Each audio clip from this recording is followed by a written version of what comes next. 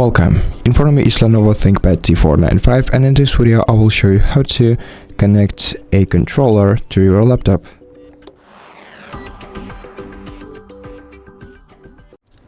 If you have a DualSense controller like this one, you have to press and hold the create button and the PlayStation button at the same time until the lights start throbbing on your pad.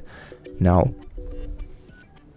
click on these three icons on your status bar, then click on the arrow icon next to Bluetooth, make sure that it's enabled, and select the DualSense wireless controller on the list,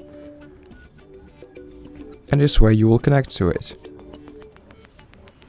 Now, if you have an Xbox controller, then what you have to do to connect to it is to press the Xbox logo right here in the middle to turn your pad on, and then hold down the pair button that is located in this place. Hold it down and wait until the notification appears on your laptop screen.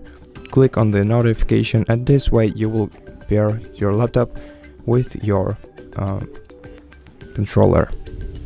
And that's it. Thank you for watching this video. If you liked it, consider subscribing to our channel, leave us a like and a comment below, and I'll see you in the next one.